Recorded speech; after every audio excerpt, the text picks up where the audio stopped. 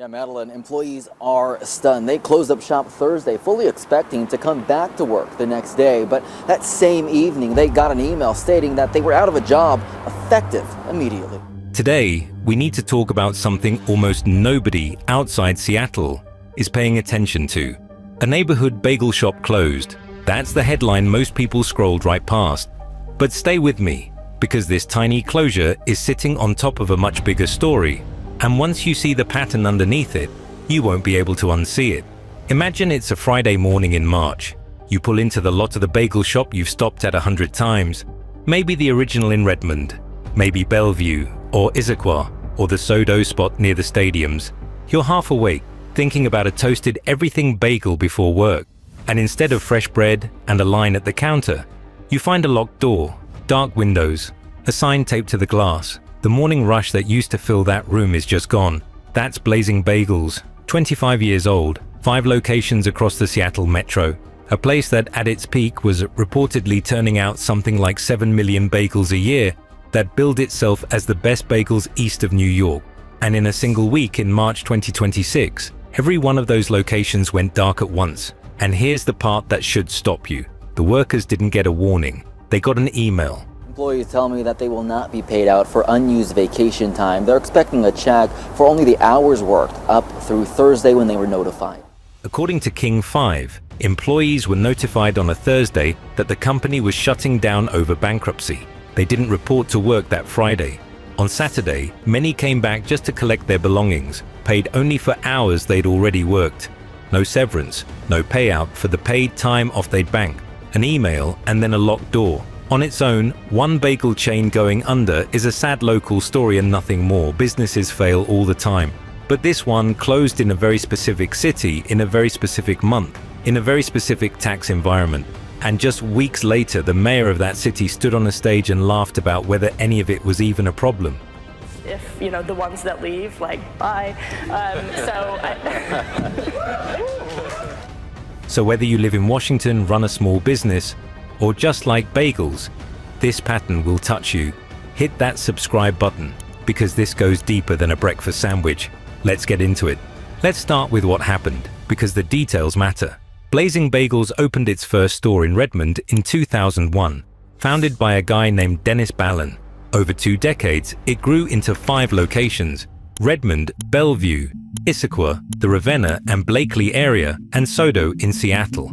For a whole lot of people in the Puget Sound region, it became the default bagel place.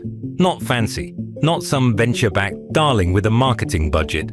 A regional small business that made a product people ate every morning. Then, in March 2026, it all came down at once. The store stopped taking online orders, the doors locked, and on March 24th, the company filed for Chapter 7 bankruptcy in the U.S. Bankruptcy Court for the Western District of Washington. Pay attention to that word. Chapter 7 is not reorganization or restructuring. Chapter 7 is liquidation. It's the legal version of turning off the lights for good and selling the ovens for parts. The company's public statement was short and, honestly, heartbreaking. They'd had plans to expand across the Pacific Northwest, but, quote, due to a series of unforeseen circumstances, they'd made the, quote, excruciating decision to close. A food columnist at Seattle Met put it about as bluntly as you can. The chain simply ran out of cash. Now here's where I have to be straight with you, because this is where a lot of channels would lie to make the story cleaner. Blazing Bagels did not die purely because of a tax. This was a small business with real internal problems, and I won't pretend otherwise. Because if I lie about the small stuff, you shouldn't trust me on the big stuff. Look at the timeline.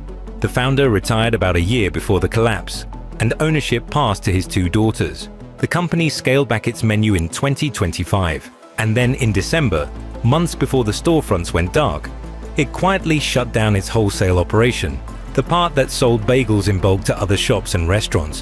When a bakery kills its wholesale arm, that's not a tax story.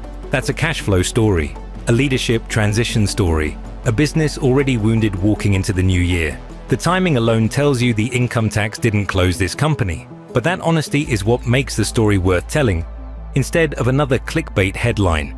Here's what nobody is connecting. The closure landed just days after Washington Democrats pushed through the state's first ever income tax. On March 30th, Governor Bob Ferguson signed a 9.9% tax on household income above $1 million a year. For a state that built its entire brand on having zero income tax, that's not a small tweak. It's an identity change, passed in a single legislative session. And let's be honest about the math. A neighborhood bagel chain is almost certainly not paying a millionaire's tax, and that tax doesn't even take effect until 2028. So no, the 9.9% did not reach into Blazing Bagel's bank account and drain it dry. It didn't kill this company. But the income tax was never the whole story. It was the headline sitting on top of a very tall stack. Washington had already passed a capital gains tax back in 2021. The cost of doing business in the Seattle area, rent, labor, regulation, insurance, has been climbing for years, and the warning signs were flashing well before this closure. A February survey from the Association of Washington Business found a striking share of employers already weighing whether to leave. By the spring 2026 survey, the share actively considering it had jumped to roughly a quarter of all employers, up from around 8% a year earlier. That number nearly tripled while the tax agenda moved through the legislature. That's not a coincidence. That's a climate. And in a climate like that, the margin between surviving and closing gets razor thin. A wounded company in a friendly, low-cost environment might limp along and recover. The same company in an expensive, high-friction one just stops. Blazing Bagels did not flee to another state. It collapsed. But it collapsed in a region that has spent years quietly making it harder for the small guys to hang on long enough to get healthy. So what was the city's leadership saying while small businesses around it closed their doors? That's the part that should stop you cold. Seattle has a new mayor. Her name is Katie Wilson, a self-described Democratic Socialist who took office on January 1st, 2026. She won by less than 3/4 of a percentage point, the closest mayoral race in the city since 1906. She'd never held elected office before. She ran on affordability, homelessness, and higher taxes on the wealthy.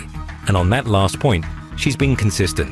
On April 14th, just weeks after Blazing Bagels went dark, Mayor Wilson sat on a stage at a forum at Seattle University. Someone asked her directly whether she worried that wealthy people and businesses would leave over this new tax.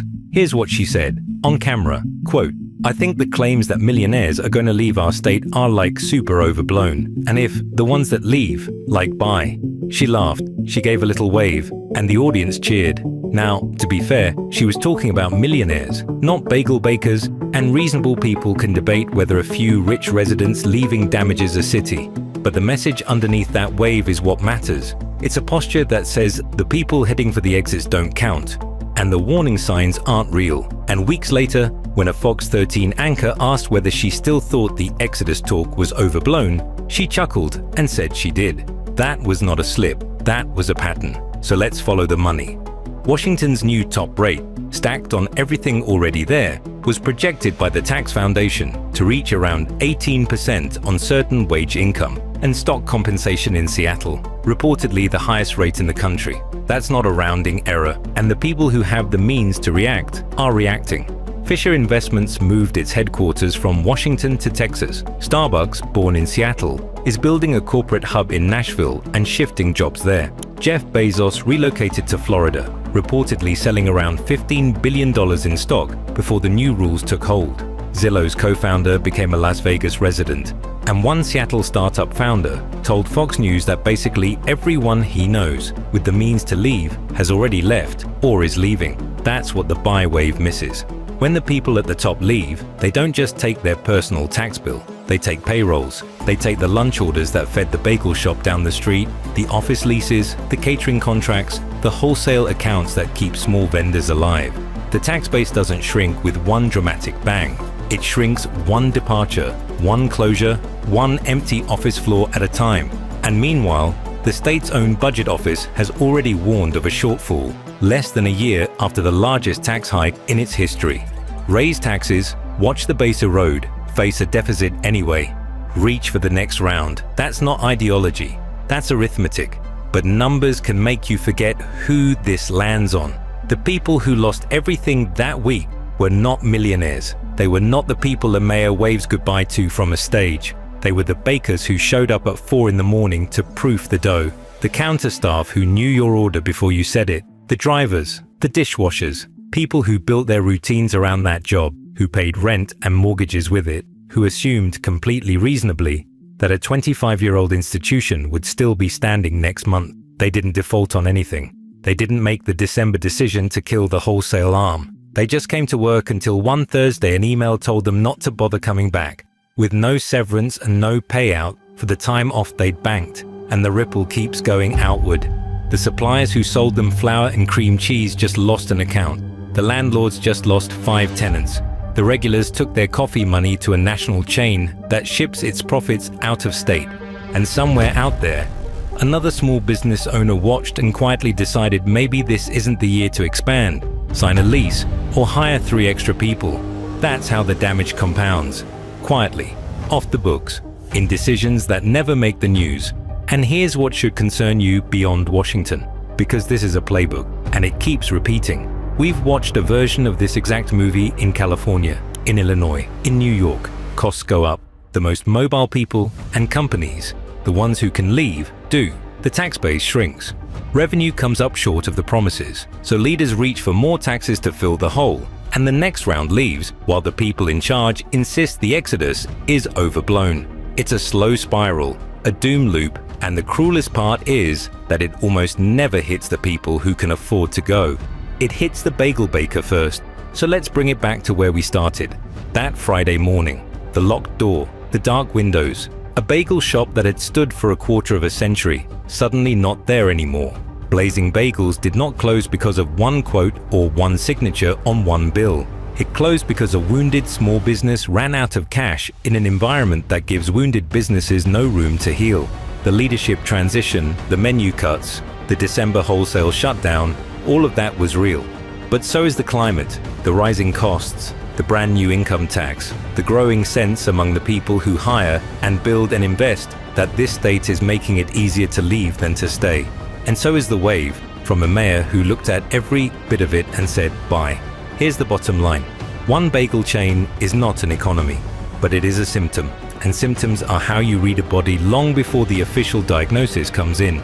This is what it looks like when a region slowly stops competing for the businesses it already has. It doesn't announce itself as one dramatic collapse. It shows up in Chapter 7 filings, in Thursday afternoon emails, in dark storefronts, in survey numbers, creeping up quarter after quarter. The official story is always the same, unforeseen circumstances. Sometimes that's true, but when those circumstances keep landing in the same city, in the same tax climate, while the people in charge laugh off the warnings, that stops being bad luck and starts being a pattern. Washington built something genuinely extraordinary. Amazon, Microsoft, Starbucks, Costco, Boeing, all of it grew up out of this one state. That legacy is real, and nobody can take it away. But here's the hard truth. No legacy is immune to bad arithmetic. And right now, that arithmetic is quietly telling people to go, one closure at a time, one email at a time. The math does not care about slogans, and it does not wave back. I want to hear from you. Are you in Washington right now? A small business owner watching your costs climb every month? Are you seeing this same movie play out in your own city or industry? Drop it in the comments, because these conversations matter a lot more than the people laughing them off from a stage want you to believe. And if this gave you something to think about, hit that like button, subscribe for more deep dives into the stories that actually affect your life, and hit the notification bell so you don't miss what's next. Stay informed, stay sharp, and never stop following the money. I'll see you in the next one.